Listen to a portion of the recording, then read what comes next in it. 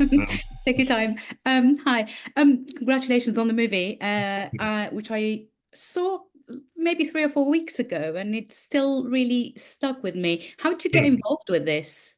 When I was minding my own business in Estonia, but I was right up against the Russian border where, you had all this sort of aggression from, you know, Soviet behavior. And then where I was staying was where my partner's mother was from. They ran from the Soviets and the Nazis, became refugees, washed up in Sweden, became Swedish. And the script comes through from Rachel, my friend and agent. She said, "Look, there's this thing that's come in. I don't know." And I read it and was touched by it, moved by it. And so I went there from on my way home. The holiday was finishing. I went to Brussels and met with my one-eyed dog. And I met Marcus Sullivan, who got me interested in Todd. They actually liked the dog more than me, but so that's really how it came about. But it was a sort of a story of that not many people know. You know, I mean, everyone thinks um, that Germany was lost, and it was lost. But I mean, it's difficult to find good stories coming out of Germany, and this man who lost everything around him, and lost his belief in his country, and he couldn't believe the way that things deteriorated so quickly, and the influence of you know blaming and all too familiar right now. Yeah. They Um, they, they come in different colors, including orange.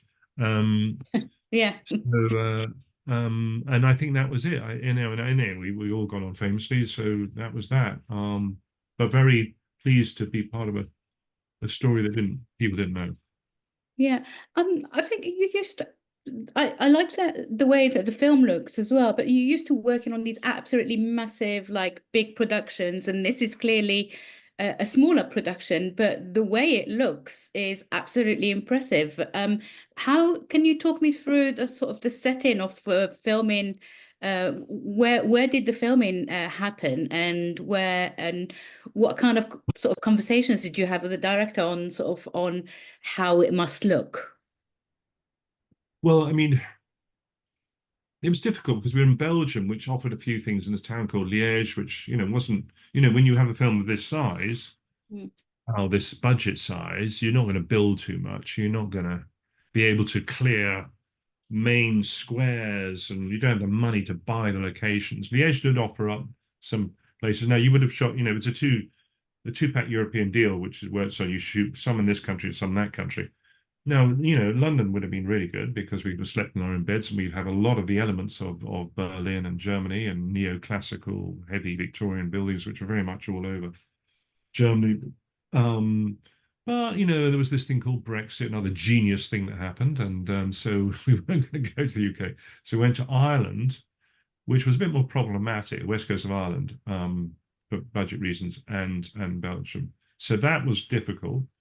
But yes, I've made big films, but I have also made many, many more small films. It's just you don't hear about them. I mean, you can't walk down the road now and not see um, Wicked, which this lovely lady cinematographer friend of mine shot, or you can't see Gladiator. You're not going to see Bonhoeffer because we don't have the money. I mean, there was when I was in LA doing stuff for them. Now there was a bus stop that had been turned into a Roman temple. They'd clad it with yeah, no, shit. It was hilarious. They had Roman Doric columns, a proscenium march like you get on top of the bridge. And this guy late at night thinking, where did my bus stop go, man? I mean, like, you could see him wandering up and down. I was taking pictures and he thought, well, I'll just sit here and, because he knew his way. He knew there's the gas station, there's the thing, here's the bus. So, we don't build Bonhoeffer bus stations. So that is Princeton advertising. That is me and my world. And I made many, many more small films than big ones. So it wasn't too difficult for me to slip into this, or you know what you're going to get. You Yeah. know, you've got £2.50. You're going to eat some satay sticks. You're not going to go to What's restaurant and eat a goose and a.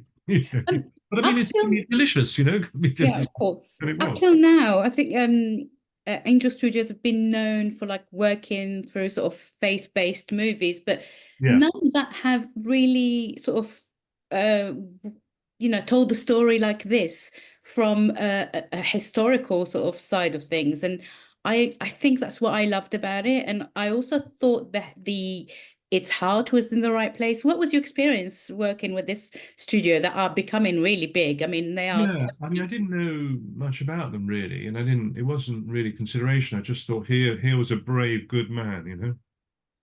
Yeah, yeah. And And then that was in and I would say he had his position was hopeless. I mean, Germany had been sold this lie and this thing, and he saw his country deteriorate around him, and his faith. He's a good man. I mean, I mean, you think of churches at the time. When I was a kid, you go to church, but blah, blah, blah. This guy was off the scale. He liked the Abyssinian church. He liked jazz. He liked things. Oh, that's devil's music. You're not supposed. He was extraordinary. He was a very loving man. I think that's and so. I mean, Angel Studios, no Angel Studios. Who was Dietrich Bonhoeffer? You should shout his name from the rooftops. yeah, I honestly, I have to say, I did not know his story, and I'm so glad that you guys brought it sort of to fruition because I think everyone needs to see the movie and know that people like that existed in Germany at that time. Mm. And let's talk about your sort of. I mean, I was looking at your credits before because I had known you'd worked with Scott Free and Ridley Mm. and Tony in the past and stuff. But looking at you even have like people like Lindsay Anderson and Derek Jarman in your Yeah. that you worked with. That's quite an impressive sort of list of credits. What, Well, no, I'm how old. does, well, no, not really, not quite. How does that kind of work in the past differ to the way things are done nowadays? Um, I mean, I think, the camera is a camera, and the language of the film is still the same. I mean, people shoot digital cameras now, and that's faster and slower and cheaper and not so cheap as people think it is. So I don't think, um, you kind of get dragged along through this, this, my own years or history of things, and it's just a lot of the time you're watching and being part of it, not driving. I mean, I did drive things in my own way with some of the theatre things I did and some music videos, and but I don't think uh, you're around these clever people. You just and you enhance it.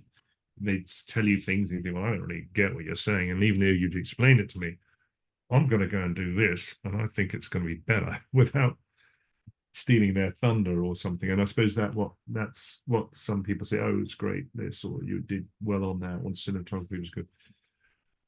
um I haven't really thought too much about you know how it's different. I mean, the film language is faster. You don't have to be so expositional, explain things too much. You just say, I've got to go to New York, or like, here's my ticket. And next thing you're in New York, you haven't go to the airport. Oh, no, find a chicken, put your seatbelt. You just go straight through things, and ideas and emotional exchanges are faster. People speak film better. They speak the language faster. They use slang. They use, what I mean. If it were a language, how well you can communicate, because that's what it is, mass communication. And then they don't all have to be happy things or right and wrong. Just even the feeling of empathy and deflations of films are, but you've got empathy with human beings. That's the thing. How do you make the camera do that? Yeah, Um, yeah. so yeah, I don't know. I think, it's good. It's good because I'm terribly dyslexic, and I got. It's good to be able to speak something well. Do you feel like the industry is way far more sort of accessible to more working class people to take part in than it was in the past when you were first starting out? Yeah, it is and it isn't, but you do find.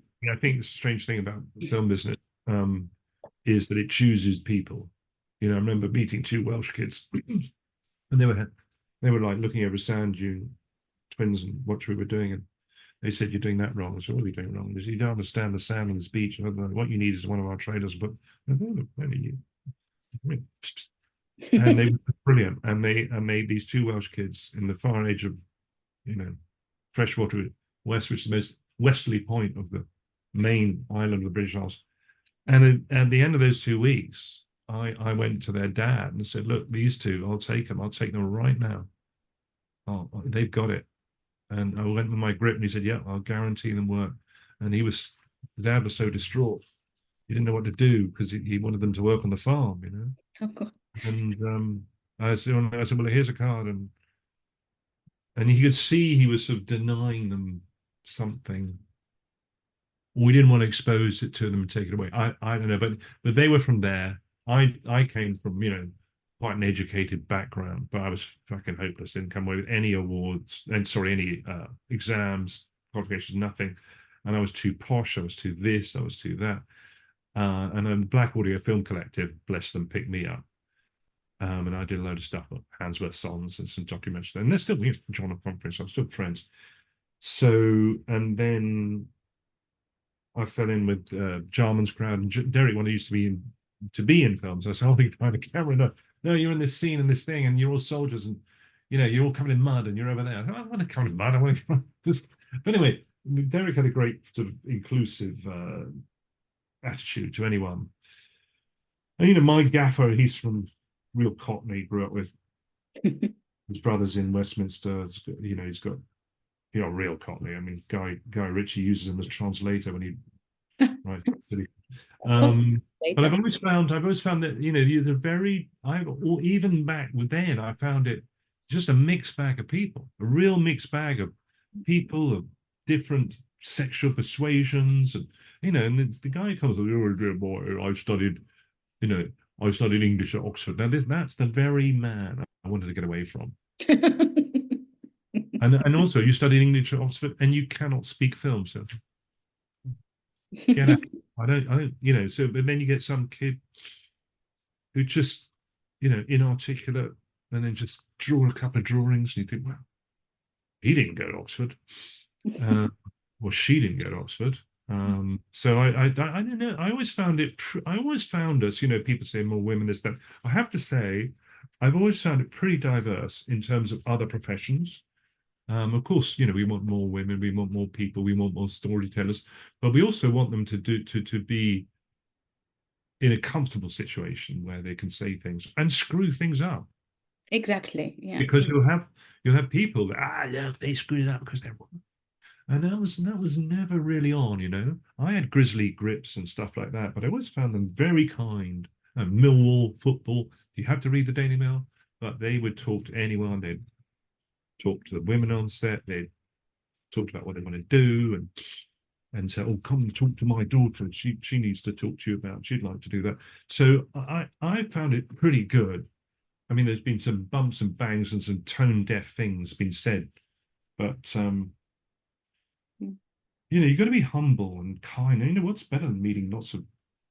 It's a freak show, the film business. Yeah, I think you're right. A real parity is when women are allowed to make the same mistakes as men and get away with it the same way men get away with it. Yeah, but we have to give that time to come up. It's no good throwing them 10 years forward where they should be, because a lot of filmmaking is just experience. It says language, how well you speak it.